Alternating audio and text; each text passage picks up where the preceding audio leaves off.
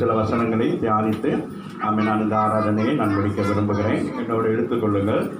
லூக்கா 2ஆம் அதிகாரம் 7வது வசனத்தை எடுத்து வாசிப்போம். அவர் தன் முதல் பேரான குமாரனை பெற்று சத்திரத்திலே இடம் இல்லாதிருந்தபடியினால் பிள்ளையை துணிகளிலே சுற்றி முன்னணியில் கிடத்தினார். மகா இரக்கமும் கிருபை நிறைந்த நல்ல தகப்பனை, இந்த கால வேலைக்காக மக்கள் நாங்கள் நன்றி சொல்லுகிறோம். இந்த விசேஷ நாளாகிய இந்த கிறிஸ்துமஸ் நாளிலே ஆண்டவரை உம்மை குறித்து வேதத்தில் எழுதப்பட்டிருக்கிறதான காரியங்களை குறித்து தியானிக்க எங்களுக்கு கொடுத்த நல்ல கிருபையான இந்த நேரத்துக்கு நாங்கள் நன்றி சொல்கிறோம். கர்த்தாவே, வந்திருக்கிற ஒவ்வொரு பிள்ளைகளுக்கும் ஆண்டவரே இந்த வார்த்தைகள் பிரயோஜனமாக இருக்கட்டும். ஆண்டவரே, இத்தனை வருஷம் 2000 வருஷங்களுக்கு முன்பதாக நடந்த சம்பவத்தை இன்றைக்கு நாங்கள் இதை தியானிக்கிறோம் என்று சொன்னால், ஆண்டவரே நீர் உயிரோடு இருக்கிறபடினால் உண்மை குறித்து நாங்கள் பேசுகிறோம். ஆண்டவரே, ஆகவே வந்திருக்கிற ஒவ்வொரு பிள்ளைகளுக்கும் இந்த வார்த்தைகள் பலனாக இருக்கும்படி உங்களுடைய கருத்தில் ஒப்புக் கொடுக்கிறேன். ஆண்டவரே, இந்த கிறிஸ்துமஸ் நாளிலே நீர் இந்த உலகிற்கு 2000 வருஷங்களுக்கு முன்பதாக ஆண்டவரே மனித ரூபமாய் பிறந்தது போல கர்த்தாவே இந்த நாளில் வந்திருக்கிற ஆண்டவரே ஒவ்வொரு உள்ளத்திலும் நீர் பிறக்கும்படியாக இந்த நாளை நாங்கள் செலிப்ரேட் பண்ணி கொண்டிருக்கிறோம். யாரெல்லாம் ஆண்டவரை சொந்த ரட்சகராக ஏற்றுக்கொள்கிறார்களோ அவருடைய உள்ளத்திலே நீர் பிறக்கிறவராக இருக்கிறபடினாலே இந்த நாளிலும் ஆண்டவரை புதிதாக வந்திருக்கிற ஒவ்வொருவரையும் கர்த்தர் நீர் ஆசீர்வதிப்பீராக. தொடர்ந்து கர்த்தர்களோடு கூட இருங்க, நடத்துங்கள். இயேசுவின் இரத்தம் ஜெயம். இயேசுவின் நாமத்தினால் ஜெபிக்கிறோம் நல்ல பிதாவே. ஆமென், ஆமென். இந்த நாளிலே நாங்கள் பார்க்கிறோம், இந்த உலகத்தை உண்டாக்கின ஆண்டவர் மனிதனாக வருகிற பொழுது அவருடைய நிலை எப்படி இருந்ததுன்னு பார்த்தா, இன்றைக்கு நாம் கூட பெரிய பெரிய ஹாஸ்பிட்டல் எல்லாம் போயிட்டு பிள்ளைகளை பெற்றெடுத்துட்டு இருக்கிறோம். நிறைய என்ன சொல்கிறது, நமக்கு ஏற்றபடியான இடங்களெல்லாம் போயிட்டு நம்ம என்ன செய்கிறோம், காசெல்லாம் கொடுத்து பிள்ளைகளை ஆரம்பத்திலேருந்து கடைசி வரைக்கும் பார்த்து கொண்டோம். ஆனால் இங்கே நாங்கள் பார்க்கிற பொழுது அவருடைய பயணம் ஒரு பயணத்தின் வேலையில் அந்நாளிலே உலகமெங்கும் குடிமதிப்பு எடுக்கப்பட வேண்டும் என்று அங்கே ஒரு ராஜாவுடைய கட்டளை வருகிறபடினால் அவர்கள் ஒரு இடத்திலிருந்து இன்னொரு இடத்துக்கு புறப்பட்டு மரியாளும் யோசேப்பும் என்ன செய்கிறாங்க, புறப்பட்டு வருகிற பொழுது எல்லா ஜனங்களும் அந்த குடியுரிமைக்காக வந்தபடினாலே வந்த ஜனங்கள் எல்லாரும் என்ன செய்துட்டாங்க, எல்லாரும் தங்களுக்கு தங்கள் வீடுகள் எல்லாம் எடுத்து அவங்கவுங்க தங்க தொடங்கிட்டாங்க. அங்கங்கே கூடாரங்கள் போட்டு எல்லாம் தங்கிட்டாங்க. இவங்க என்ன செய்கிறாங்க, கணவன் மனைவியுமாக வருகிற மரியாளும் யோசிப்பும் என்ன செய்கிறாங்க, பிள்ளையும் சுமந்து கொண்டு என்ன செய்கிறாங்க, அப்படியே வந்து கொண்டே இருக்கிறாங்க. ஆகவே நேரம் காலங்கள் போகுது, எல்லாம் பெக்காகிட்டு இப்போ அவங்களுக்கு தங்குவதற்கு இடமில்லை. நல்லா கவனித்துக் கொள்ளுங்கள், தங்குவதற்கும் இடமில்லை. அதே நேரத்தில் அவன் மரியாளுக்கு என்ன உண்டானது, அந்த பிள்ளை பிறக்கிற அந்த வேதனை உண்டானது. ஆமீனா. பாருங்கள், உங்களையும் என்னையும் இந்த உலகத்தில் நாம் பெற்றெடுக்கும்படியாக இயேசு அந்த வேதனைக்குள்ளாக அவர் கடந்து வருகிறார். அவருடைய ஆரம்பமே அப்படித்தான் இருக்கு, வேதனையோடு கஷ்டத்தோடு அந்த தாயார் என்ன செய்கிறாங்க, பிரயாணம் பண்ணி அவ்வளோ தூரம் வாராங்க. வந்து இன்னைக்கு என்ன யோசித்து பார்த்தோம்னா, அப்படியே வீட்டிலே இருக்க சொல்கிறாங்க, நடக்காதீங்க, உட்காராதீங்க, படுக்காதீங்கிறாங்க. இவங்க எவ்வளோ தூரம் நடந்து வந்து பிள்ளைய பெற்றிருக்கிறாங்கன்னா பாருங்களேன். வசனம் சொல்லுகிறது பாருங்களேன், 6ஆம் வசனம் வாசிங்க. அவ்விடத்திலே அவர்கள் இருக்கையில் அவளுக்கு பிரசவ வேமாங்க. எப்படி இருக்கும் யோசித்து பாருங்கள். அந்த வேதனை உண்டாகிட்டு வந்த களைப்பு, அந்த களைப்போடு கூட அவளுக்கு இன்னொரு களைப்பு என்னது, சரீரத்தில் ஒரு வேதனை உண்டாயிட்டு. ஆமீன். அந்த வேதனைக்கு பிறகு அங்கே நாங்கள் பார்க்கிறோம், பிள்ளை பிறக்கிறது. பிறந்ததுக்கு பிறகு அங்கே என்ன செய்யப்படுகிறது, பிள்ளை பாருங்கள். பிள்ளை இங்கே இன்றைக்கி நமக்கு வீடு வாசல்லாம் இருக்குது, சின்ன பிள்ளைகள் பேசி கொண்டிருக்கக்கூடாது எல்லாம் இங்கே பாருங்கள்.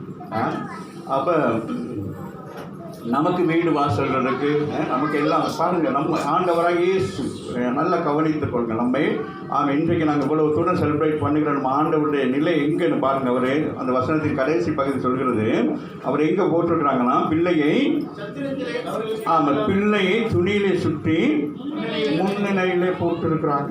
அப்போ நம்ம ஆண்டவராக இயேசு கிறிஸ்து சர்வ வல்லமையுள்ள தேவன், உலகத்தை உண்டாக்கினவர், எங்கே இருக்கிறாரு, சத்திரத்தின் வாசலிலே அவர் என்ன செய்யப்பட்டிருக்கிறாரு, அவர் அப்படி கிடக்கிறாரு.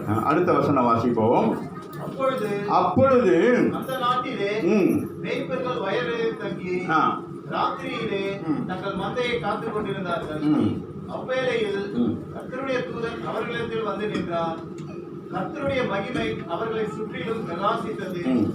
அவர்கள் மிகவும் பயந்தார்கள். மிகவும் பயந்தார்கள். இங்கே நாங்கள் பார்க்கிற முதலாவது ஆண்டவராகிய இயேசு கிறிஸ்து யாருக்காக பிறந்தார், எதற்காக பிறந்தார் என்று சொல்லி வேத சரித்திரத்தின்படி நாங்கள் பார்க்கிற பொழுது, யூத ஜனங்களுக்காக அடிமையாக இருந்த பாவத்தில் இருக்கிற ஜனங்களை மீட்கும்படியாக அவர் வந்தபடியினாலே, அந்த குலத்திலே அந்த கோத்திரத்திலே வந்தபடியினாலே முதலாவது அறிவிப்பு யாருக்கு கொடுக்கிறார் என்று சொன்னால் அங்கே மேய்ப்பர்களுக்கு கொடுக்கிறார் என்று சொல்லப்படுகிறது. மேய்ப்பரை குறித்து நாங்கள் வேதத்திலே பார்க்கிற பொழுது ஆபிரகாம் தொடக்கம் ஆமீன் அவர்கள் ஒவ்வொருவரை குறித்து நாங்கள் பார்ப்போமானால் அவர்கள் அந்த தொழில் செய்து கொண்டு வருகிறவர்களாய் தான் காணப்படுகிறார்கள். ஆபிரகாமுக்கும் அநேக ஆடுகள் இருந்தது, ஆடுகளை பாதுகாப்பதற்கு ஜனங்கள் இருந்தார்கள். அதுபோல ஈசாக்குடைய காரியங்களை குறித்து பார்க்கிறோம். அதுபோல யாக்கோப்பை குறித்து பார்க்கிறோம். யாக்கோப்பு ஆடுகளை தான் வளர்க்கிறார் என்று சொல்லி பார்க்கிறோம். அதே வகையிலே நாங்கள் பார்ப்போமானால் யோசேப்பை குறித்து பார்க்கிற பொழுது யோசேப்பும் அவருடைய என்ன செய்கிறார், அவரும் இந்த ஆடு தான் வளர்க்கிறார். இப்படியாக நாங்கள் பார்க்கிற பொழுது அங்கே அவர்களுடைய அந்த பரம்பரையிலே ஆண்டவர் வந்தபடியினாலே,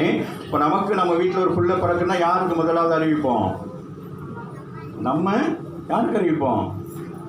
நம்ம சொந்தக்காரவங்களுக்கு தானே அறிவிப்போம். அதுக்கு பிறகு தானே மற்றவங்களுக்கு. அப்போ முதலாவது ஆண்டவர் என்ன செய்கிறார், தன் ஜனங்களுக்கு என்ன செய்கிறார், வெளிப்படுகிறவராக இருக்கிறவர். ஆமீன் சொல்லுங்க. ஆமீன. இன்றைக்கு நீங்கள் நானும் பாக்கியவான்கள். ஆண்டவரை ஏற்றுக்கொண்டு இன்றைக்கு அவரை என்ன வைத்திருக்கிறோம். இன்றைக்கு நமக்கு என்ன பெரிய ஒரு பாக்கியம் என்று சொன்னால், இன்றைக்கு நமக்கு அவர் எப்படிப்பட்டவராக இருக்கிறார், நாம் அவரை அப்பா பிதாவே என்று கூப்பிடுகிற புத்திர சிவாரத்தை நமக்கு கொடுத்திருக்கிறார். ஆமீன்.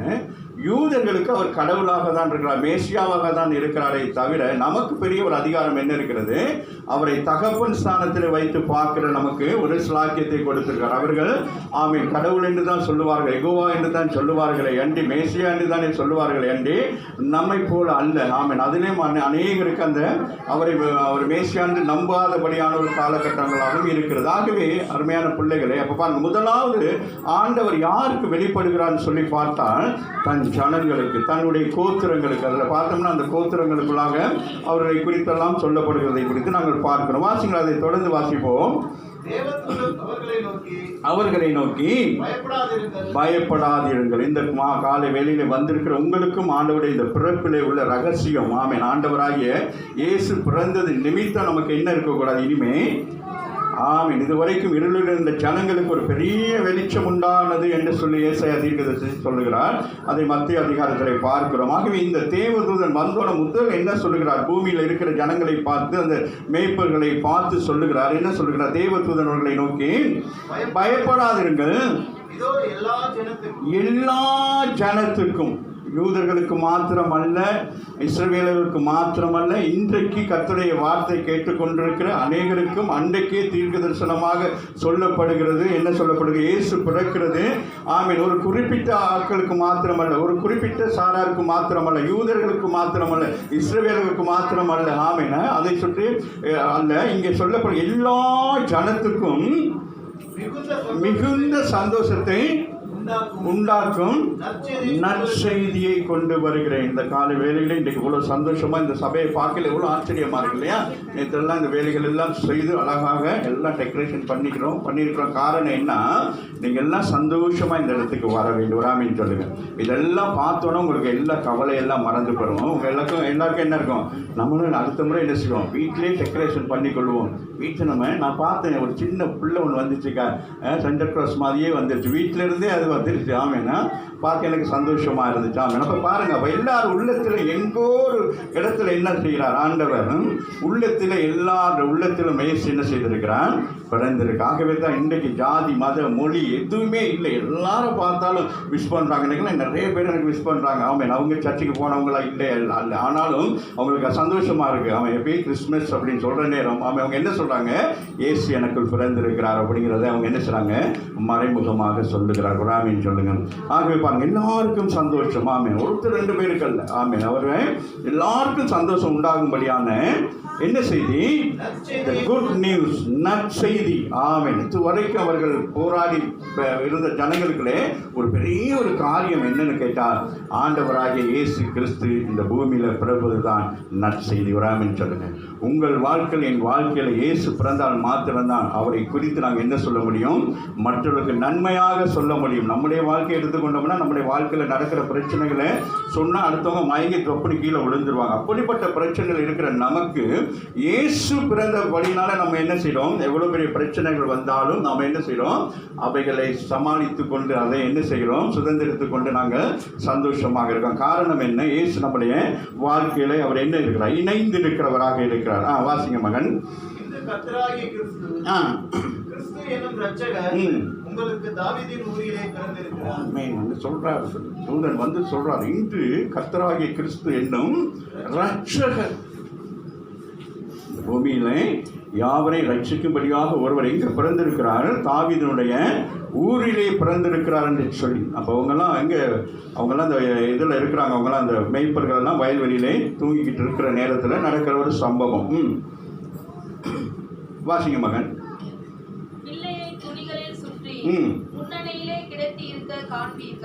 பாருங்க, அந்த தூதர் கணக்க சொல்றாங்க, நீங்க போய் அங்க என்ன செய்யக்கூடாது, இயேசுவை எங்க அங்கன்னு தேடக்கூடாது. இயேசு எங்கே மறைக்கப்பட்டல்ல, இயேசு உங்களுக்கு முன்பதாக இருக்கிறார். ஆமென் சொல்லுங்க. இயேசுவை தேடி போறது தான் சொல்ற, நீங்கள் என்னை தெரிந்து கொள்ளவில்லை, நான் உங்களை தெரிந்து கொண்டேன் என்று சொல்ல. ஆகவே இயேசுவை போயிட்டாங்க. ஏன்னா அவ்வளோ திரளான ஜனங்கள், ஒவ்வொரு ரூமா தட்டி கேட்க முடியாது, எங்க பிறந்தார். ஏன்னா அவர் பாருங்க வெளியரங்கமாக இருக்கிறார், எல்லாரும் பார்க்கக்கூடிய அளவுக்கு தான். யாரெல்லாம் அவரை நேசிக்கிறாங்களோ அதுக்கு எந்த ஒரு கட்டுப்பாடுமே இல்லை. இயேசுவிடத்தில் வர்றதுக்கு எந்த ஒரு கட்டுப்பாடும் இல்லை. ஆமென், இப்படி தான் வரணும், இப்படி தான் வரக்கூடாது அப்படின்னு அல்ல.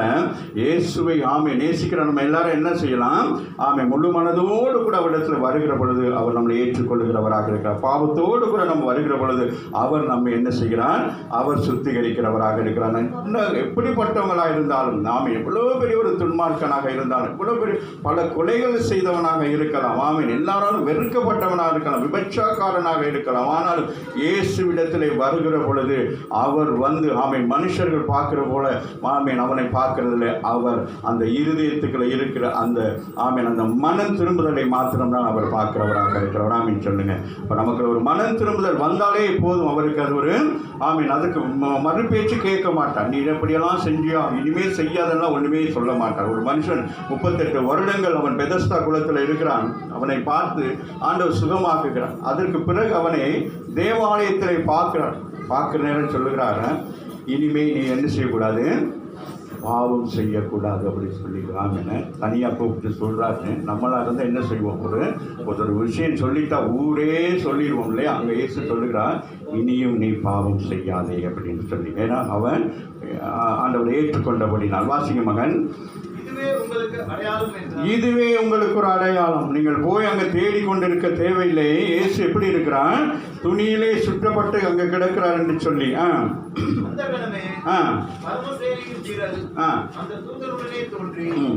உன்னதத்தில் இருக்கிற தேவனுக்கு மகிமையும் பூமியிலே சமாதானமும் மனுஷர் மேல் பிரியமும் உண்டாவதாக என்று சொல்லி தேவனை துதித்தார்கள். இந்த பூமியில பிறக்கிற நேரத்தில் அருமையான பிள்ளைகளை, பூமியிலே மாத்திரம் சந்தோஷம் அல்ல, பரலோகத்திலையும் சந்தோஷம். அந்த சந்தோஷத்தின் களிப்பு தான் என்ன நடக்கிறது, தேவ தூதர்கள் எல்லாம் இறங்கி வந்துட்டாங்க. ஒரு ஆமீன் சொல்லுங்க.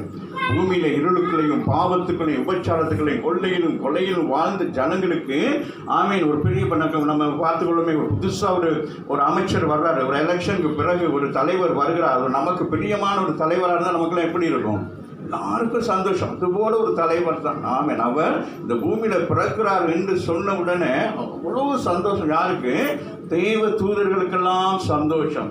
அங்கிருந்து எல்லாரும் என்ன செய்யறாங்க, இயேசுவை பார்க்க வந்திருக்காங்க. ஆமென் சொல்லுங்க. இன்றைக்கு நீங்களும் நான் எவ்வளவு சந்தோஷமா வந்திருக்கிறோமோ அதுபோல் அன்றைக்கு அவர்களுக்கு ஒரு பெரிய ஒரு சந்தோஷம். தீர்க்க தரிசனங்களை கர்த்தர் நிறைவேற்றி கொண்டிருக்கிறார். தீர்க்க தரிசனமா எதிர்பார்த்த சம்பவங்கள் நடந்து கொண்டிருக்கிறதே என்று சொல்லி அவர்கள் என்ன செய்கிறார்கள் பாருங்க.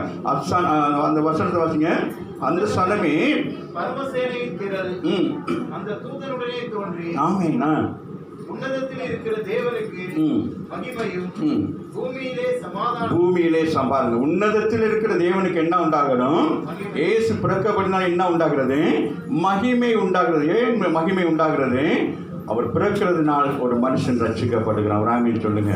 ஒரு மனுஷன் ரட்சிக்கப்படுகிறபடி நான் பரலோகத்தில் ஒரு பெரிய சந்தோஷம் உண்டாகிறது. ஒரு ஆத்மா கெட்டு அழிந்து போவது எனக்கு பிரியமில்லைன்னு ஆண்டவர் சொல்லியிருக்கிறபடினால், அப்போ இயேசுவை அனுப்பியிருக்கிறபடினால அங்கே பாருங்க, உன்னதத்தில் இருக்கிற தேவனுக்கு எப்படி இருக்கிறதா? மகிமையாக இருக்கிறது. இப்போ நம்ம பிள்ளைகளை கஷ்டப்பட்டு படிக்க வச்சு அந்த பிள்ளைகள் பெரிய ஒரு டாக்டர், ஒரு இன்ஜினியர், அப்படி ஒரு பெரிய பதவிக்கு வந்தால் நமக்கு எப்படி இருக்கும்? அந்த அம்மா அப்பாவுக்கு அவ்வளோ சந்தோஷமாக இருக்கும். அவங்களுக்கு அது என்ன படிப்புன்னு கூட தெரியாது. என் பிள்ளை டாக்டராக இருக்கிறான் அப்படின்னா கூட அந்த டாக்டராக தான் இருக்கிறாங்கிறது கூடிய ஒரு இது கூட தெரியாது. ஆனால் அவங்களுக்கு என்ன? அவங்களுக்கு ஒரு சந்தோஷம். எதனால சந்தோஷம்? அந்த அம்மா ஹாஸ்பிட்டலுக்கு, அந்த அம்மா எங்கே ஸ்கூல் பக்கமே போயிருக்க மாட்டாங்க. அந்த அம்மா எப்படி கூப்பிடுவாங்க? டாக்டர் அம்மான்னு சொல்லுவாங்க. ராமன் சொல்லிட்டு ஆமேன்னு. அது பாருங்க, அந்த அம்மா படிக்காமலே என்ன வாங்கிட்டாங்க? ஆமேன். அல்லேலூயா. அப்போ நீங்கள் ஆண்டவரை ஏற்றுக்கொண்டபடினால உங்களை என்ன சொல்கிறாங்க? கிறிஸ்துவங்க அப்படிங்கிறாங்க. ராமன் சொல்லுங்க. அப்போ நம்மளாம் யாராக இருக்கிறோம்? அவர் இந்த பூமிக்கு வந்தபடினா நமக்கு ஒரு பேர் என்னது? கிறிஸ்தவர்கள் அப்படின்னு சொல்லிட்டு, கிறிஸ்து பிளஸ் அவர்கள் அப்படின்னு சொல்லிட்டா. வாசிங்க மகன். பூமியிலே சமாதானமும் மனுஷர் மேல் பிரியமும் உண்டாவதாக. பிரியம், மனுஷன் சமாதானம், ஒருவருக்கொருவர் சமாதானமாக இருக்க வேண்டும், ஒருவருக்கொருவர் பிரியமாக இருக்க வேண்டும். புட்டிச்சுக்கிட்டு கிடந்ததுனால தான் ஆண்டவர் சொல்றாரு, அப்படி இருக்காதீங்க. நீங்க எப்படி இருக்கணும்? ஒருத்தருக்கு ஒருத்தர் பிரியமா இருங்க, ஒருத்தருக்கு ஒருத்தர் நேசிங்க. ஆமே, உங்களை நீங்க எவ்வளவு நேசிக்கிறீங்களோ, இந்த பாருங்க, இன்னைக்கெல்லாம் பிள்ளைகளை பார்க்க எனக்கே ஆச்சரியமா இருந்துச்சு. அவங்க அவ்வளோ நேசிச்சு 8 மணி 8:30 மணிக்கு ஆராதனை, ஆனாலும் வர்றாங்க 9 மணிக்கு. அவங்களை நேசித்து கண்ணாடிக்கு முன்னெல்லாம் நின்று லிப்டிக்கை போட்டு இதெல்லாம் போட்டு, மகள் சொன்ன மாதிரி தங்கம்மா அதெல்லாம் எல்லாம் கோல்டு தான். ஆமாம், நம்ம சபைக்கு வந்தால் கோல்டு தானே. அதனால எங்கள் காணிக்கை பெட்டி வைக்கலையா?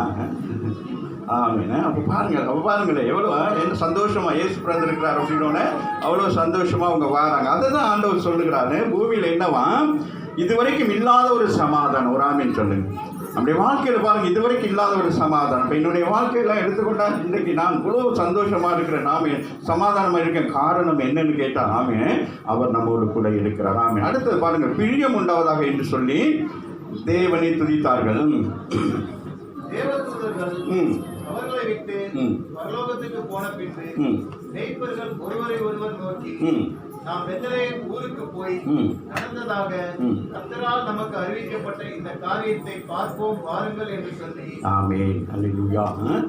அதுதான் நேற்று முந்தின நாள் இந்த வாரமெல்லாம் நான் அதுதான் அறிவிச்சுட்டேன். எல்லாரும் என்ன செய்யுங்க, நீங்கள் மட்டும் சபைக்கு வராதிங்க, எல்லாரையும் கூட்டிகிட்டு வாங்க, குடும்பமாக கூட்டிகிட்டு வாங்க. எல்லாருக்கும் என்ன சொல்லணும்? வாங்க போய் பார்ப்போம். ஆமாம், என்ன பண்ணி சொல்லிட்டு பாருங்கள். அதை கேட்ட உடனே அவங்க என்ன செய்கிறாங்க, இந்த சம்பவம் எத்தனை மணிக்கு நடந்துச்சோ என்னமோ தெரியல, விஷயம் கேட்டோன்னு அவங்க என்ன தாமதிக்கவில்லை.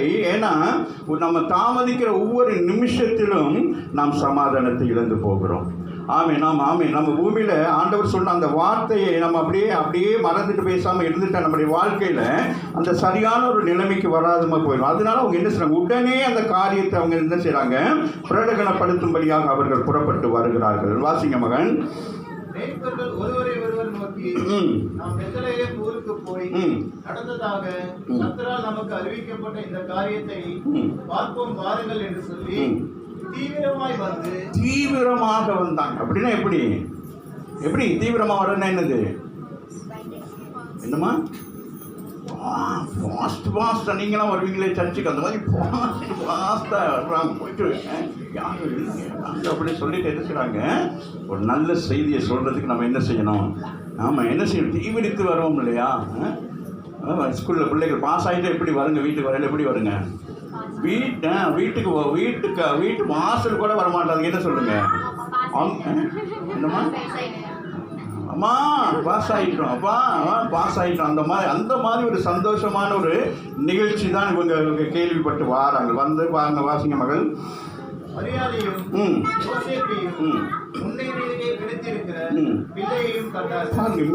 மீண்டும் சொல்லப்படுகிற ஒரு விஷயம் என்னன்னு பார்த்தா, இயேசு எங்க கிடக்கிறாராம்? எங்க கிடக்கிறாரு? உங்க முன்னால கிடக்கிறாரு. ஒரு சொல்லுங்க, எங்க இயேசு இருக்கிறாரு? ஆமாம். இப்போ இங்கேன்னா ஹாஸ்பிட்டலுக்கு போகாதீங்க, அந்த ஏசி ரூமில் வச்சுருப்பாங்க, தங்க வச்சுருப்பாங்க, அப்படி எட்டி பார்த்துட்டு வரணும். இல்லை, இயேசுவை எப்படி உங்கள் முன்னால் தான் இயேசு வைக்கிறாராமின்னு சொல்லுங்கள். நீங்கள் இயேசுவை தேடுவதற்கு அங்கெங்கும் அலைந்து போக தேவையில்லை. பக்கத்தில் உங்களை பார்த்து சொல்லுங்கள், இயேசு என்னோடு தான் இருக்கேன், நான் தான் இயேசுக்கு சாட்சியாக இருக்கிறேன் அப்படின்னு சொல்லிட்டு ராமின்னு சொல்லுங்க. ஆகவே வாசிங்க மகன்.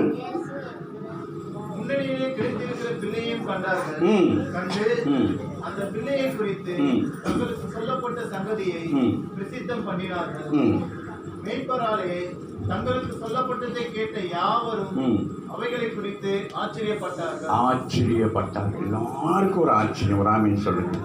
ஆமீன். வார்த்தை நிறைவேறி இருக்கிறது. பிதாவாகிய தேவன் நமக்கு சொல்லப்பட்ட வாக்கு தத்தங்களை கர்த்தர் நிறைவேற்றினார் என்று சொல்லி முதல் இந்த உலகத்துக்கு அறிவிக்கும்படியாக புறப்பட்டு வந்தது யாரு?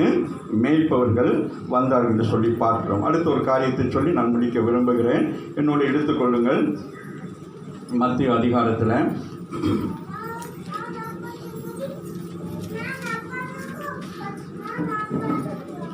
2ஆம் அதிகாரம் 1-2 வாசிங்க.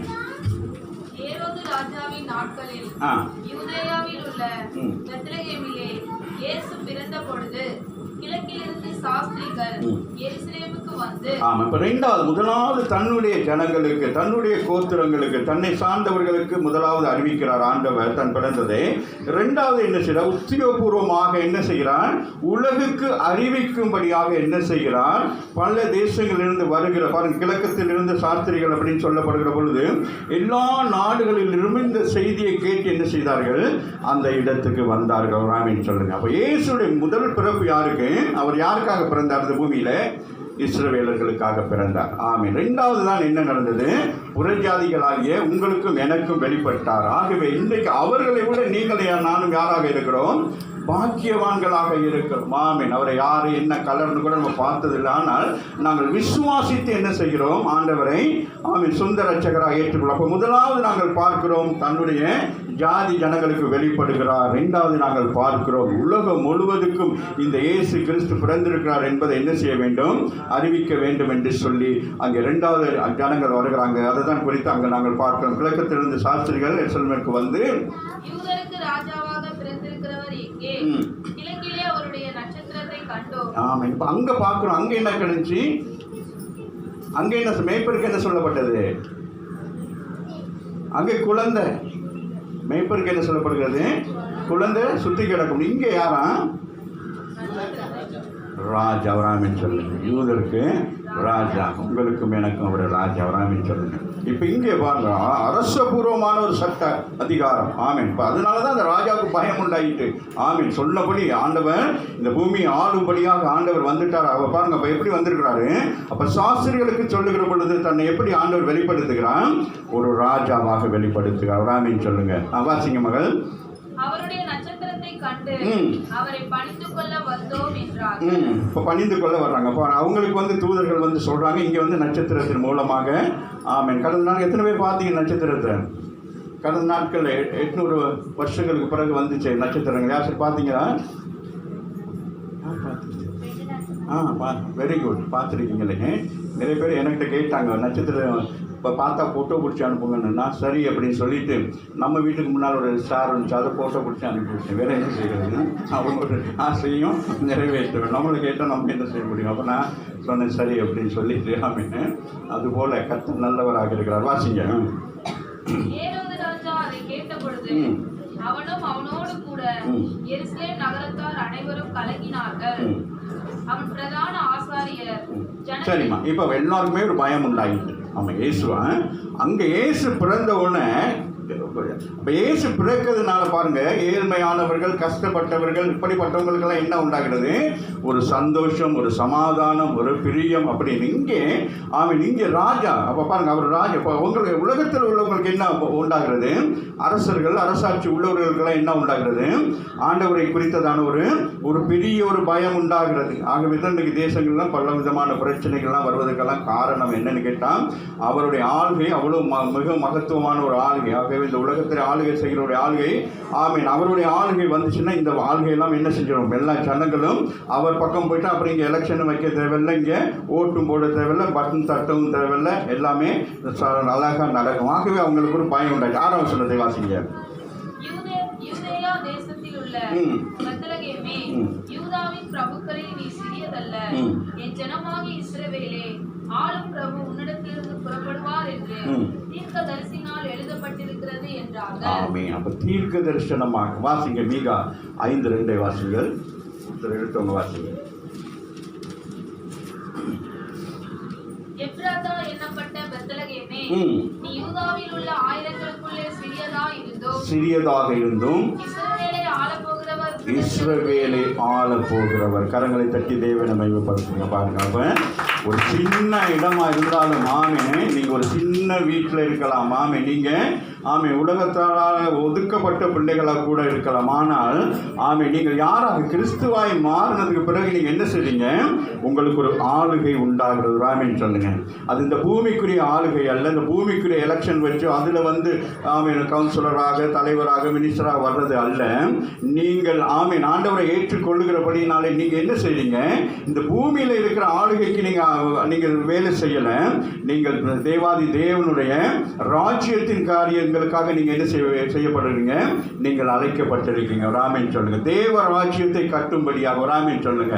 அப்ப நீங்களாம் யாரு, we are the ambassadors. நாங்கள் என்ன செய்கிறோம், அவருடைய தூதர்களாக இருந்து ஜனங்களை என்ன செய்கிறோம், அழிந்து போகிற ஆத்துமாக்களையும் ஆமீன் உலகத்தில் பாவத்தில் சாபத்தில் இருக்கிற ஜனங்களுக்கு இயேசுவை காட்டும்படி அவருடைய கண்களை திறக்கும்படியாக உங்களையும் என்னையும் கர்த்தர் என்ன செய்திருக்கிறார், நம்மை தெரிந்து கொண்டிருக்காகவே நமக்கு ஆமீன் உலகத்தின் பிரகாரமாக நமக்கு ஆமீன் இந்த பென்ஷன் அது இது ஒண்ணுமே இல்லை. கடைசி வரைக்கும் இருக்கிற வரைக்கும் இருந்து ஆண்டவருடைய ஊழியத்தை செய்துட்டு போக வேண்டியது. ஆகவே இங்கே சொல்லப்படுகிறது அந்த வசன ராசி மகள் மிக 5:2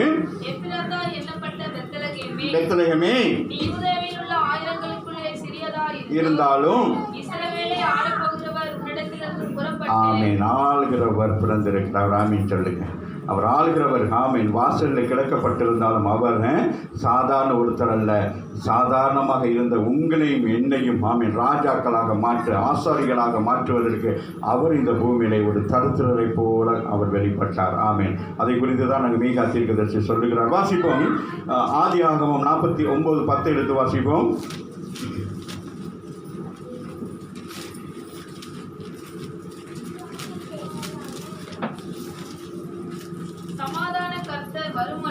சமாதான கர்த்தர் வருமளவும் செங்கோல் யூதாவை விட்டு நீங்குவதும் இல்லை. ஆமென். நியாயப்பிரமாணக்கண் அவன் பாதகங்களை விட்டு ஒளிவதும் இல்லை.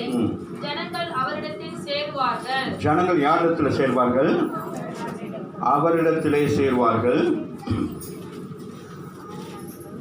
வாசி மகன். அவன் தன் கழுதை குட்டியை திராட்சை செடியிலோ தன் கோழிகை கழுதை குட்டியை நற்குல திராட்சை செடியிலும் கட்டுவான். திராட்சை ரசத்திலே இப்ப இங்கே அந்த யூத வம்சத்தில் ஆண்டவராக இயேசு கிறிஸ்து பிறப்பார் என்பதற்கு அடையாளமாக அங்கே 49வது அதிகாரத்தில், ஆதியாகமம் 49ஆம் அதிகாரத்தில் கோப்பு மூலமாக அங்கே சொல்லப்படுகிறது. அந்த வாசிங்க மகன் அந்த 10வது வசனத்தை, சமாதானத்தின் கர்த்தர் யூதாவை விட்டு என்ன செய்யாதான், அவருடைய ஆட்சி ஆமை அந்த யூதாவை விட்டு போகாது என்று சொல்லி சொல்லுகிறார். அவன் பாதங்களில் விட்டு ஒளிவதும் இல்லை. ஜனங்கள் அவரிடத்தில் சேர்வார்கள் என்று சொல்லி அன்றைக்கே தீர்க்க தரிசனமாக சொல்லப்பட்ட தீர்க்க தரிசனம் தான் நிறைவேறி இருக்கிறது. வாசிங்க மகள், தொடர்ந்து வாசி. அப்படியே நான் முடிக்கிறேன். அவன் தன் கழுதை குட்டியை திராட்சை செடியிலோ தன் கோழிகை போதும். இங்கே வாங்க, அப்படியே மத்திய 2ஆம் அதிகாரத்துக்குள்ள வாங்க.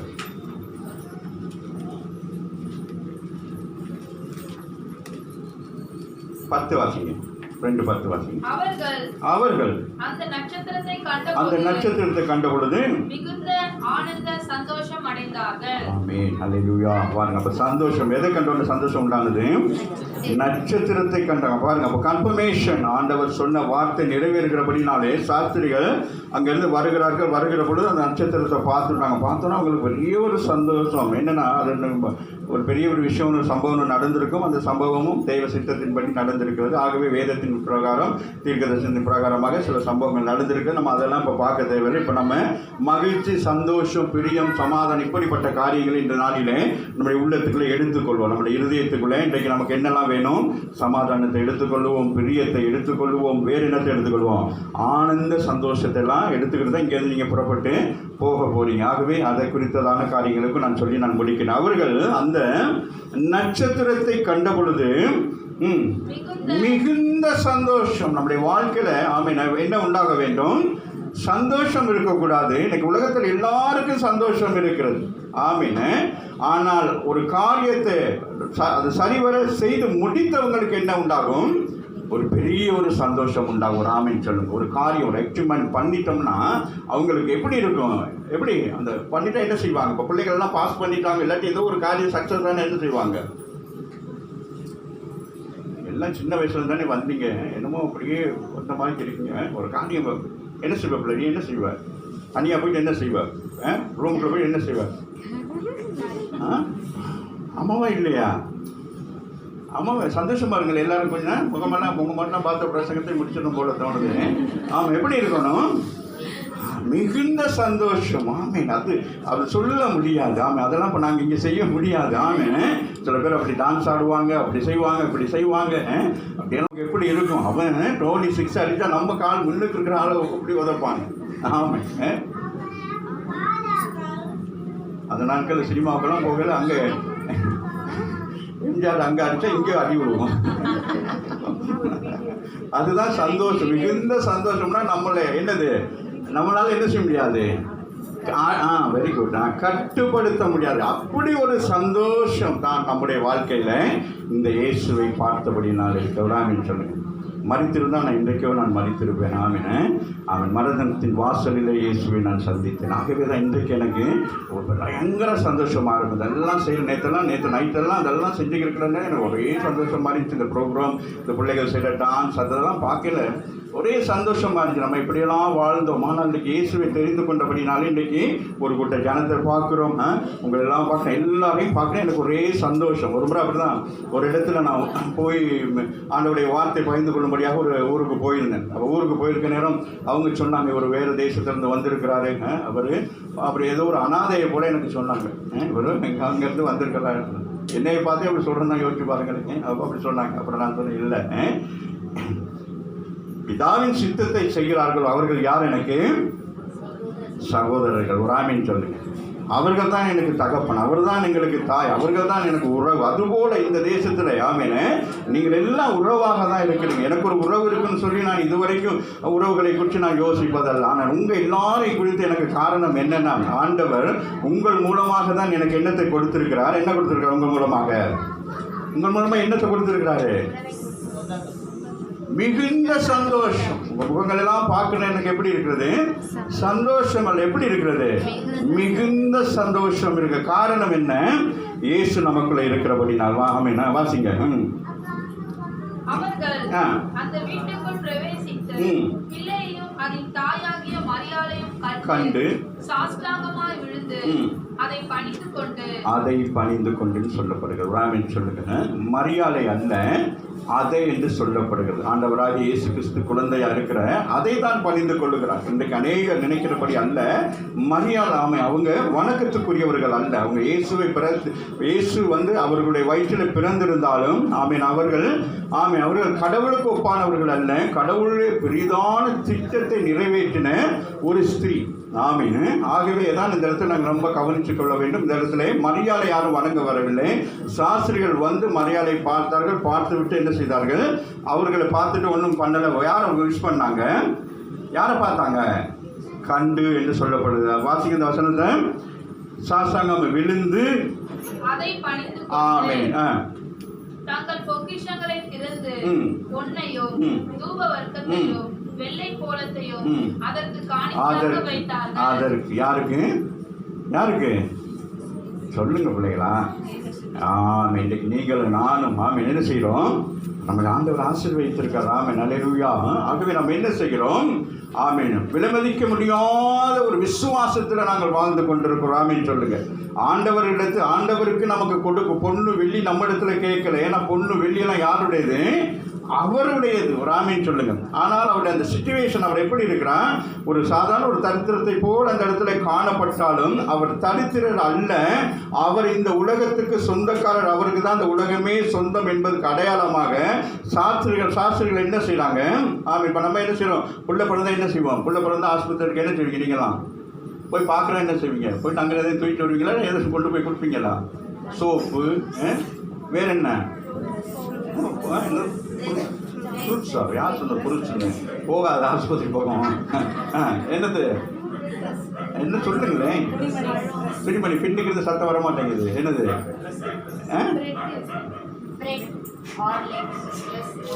பேசாம இருங்க. நீங்கள் வந்து நோயாளியை பார்க்க போறீங்க. ஆமாம் பிள்ளைய பார்க்க போறேன்னு என்ன செய்யணும்? அதுக்கு ஏற்ற ட்ரெஸ்ஸு. பையனாக இருந்தால் ப்ளூ கலர், பிள்ளையாக இருந்தால் ரோஸ் கலர், அப்படியெல்லாம் ட்ரெஸ் எடுத்து அதுக்கு வேண்டி எல்லாத்தையும் என்ன செய்வாங்க?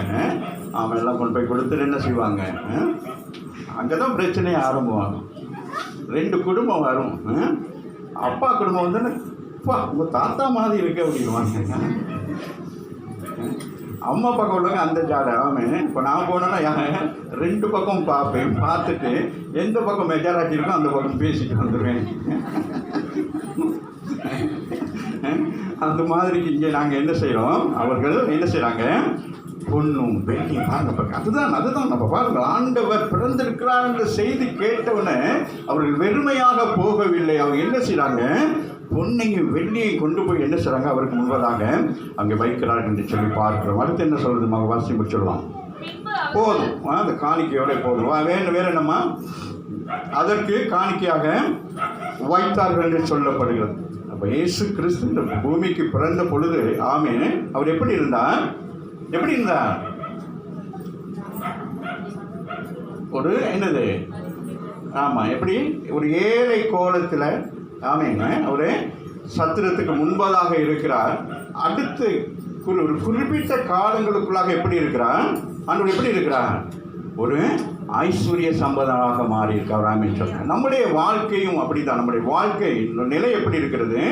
இப்போ பாருங்கள், நம்ம குழந்தை பிறந்தோன்னா அந்த பிள்ளை எப்படி இருக்கிறது? குழந்தை பிறந்தோன்னா அது என்னது? ஒரு துணியில் சுற்றி தான் போடுவாங்க. அதுக்கு பிறகு தான் அது என்னென்னலாம் செஞ்சு போடுவோம். கழுத்துக்கு ஒரு நகை போடுவோம், கைக்கு ஒன்று போடுவோங்க. ஆமாம். அந்த நாட்களெல்லாம் இப்போலாம் உங்களுக்கெல்லாம் பிள்ளைகளை பெற்றிருக்கிற தாய்மார்களுக்கு தாலாட்டு தெரிய மாட்டேங்குது.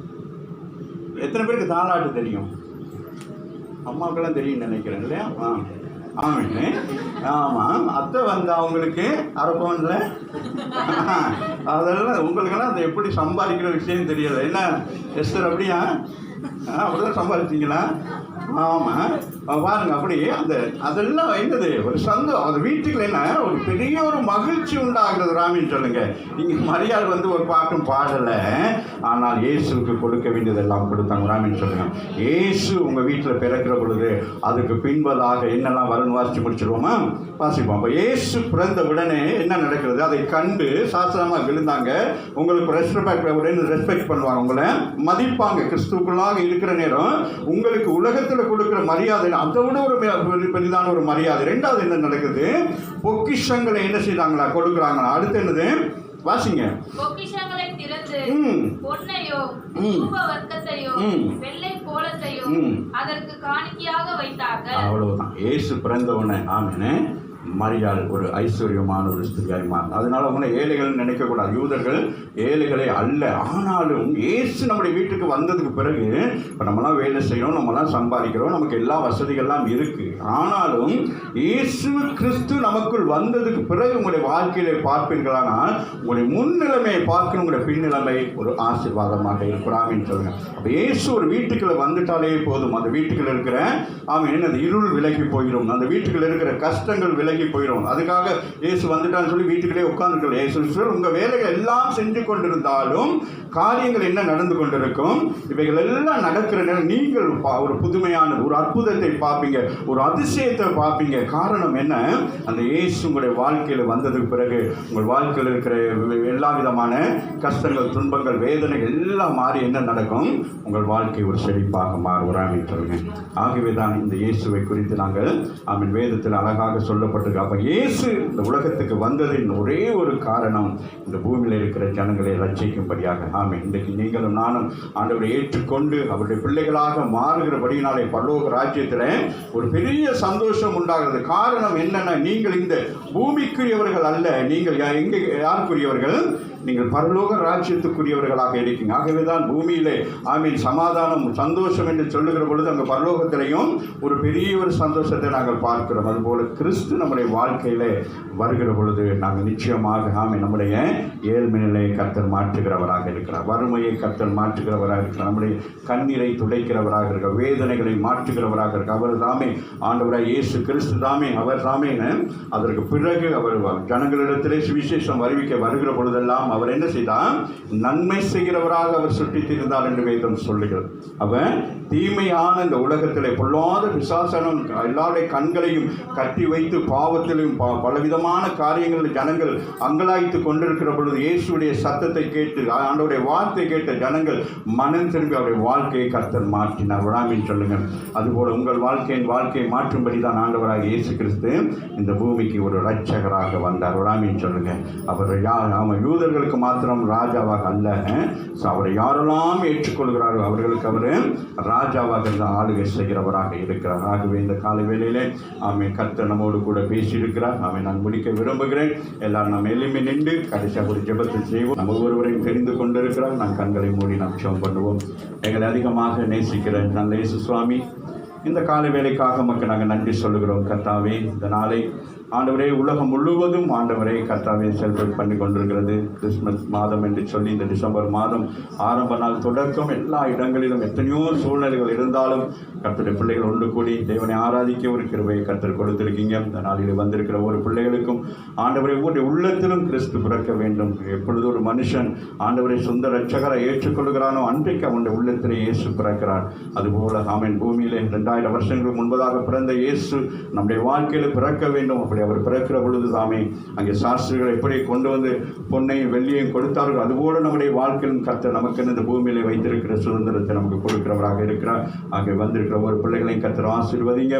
ஆண்டவரை தொடர்ந்து நடக்கிற எல்லா ப்ரோக்ராம்ஸ்க்காக நான் ஜெபிக்கிறேன். கர்த்தர்களோடு கூட இருங்கப்பா, தொடர்ந்து நடத்துங்க. உங்களுக்கு துதி, உங்களுக்கு கனம், உங்களுக்கு மகிமையை செலுத்துகிறேன். ஆண்டவராக இயேசுவின் நாமத்தினால் ஜெபிக்கிறோம் நல்ல பிதாவே. ஆமேன், ஆமேன், ஆமேன். என் ஆத்துமாவே கர்த்தரை சோதரி, என் முழு உள்ளமே பரிசுத்த நாமத்தை சோதரி. என் ஆத்துமாவே கர்த்தரை சோதரி, அவர் செய்த சகல உபகாரங்களையும் மறவாதே. ஆமேன், ஆமேன். நம்முடைய கர்த்தராகிய இயேசு கிறிஸ்துவின் கிருபையும் பிதாவாகிய தேவனுடைய அன்பும் பரிசுத்தாவியாகிய நம்மோடும் அனைவரோடும் சகல பரிசுத்தவான்களோடும் வருகை மட்டும் இருப்பதாக. ஆமேன், ஆமேன். எல்லாரும் உட்காருங்க, அப்படி அமர்ந்திருங்க.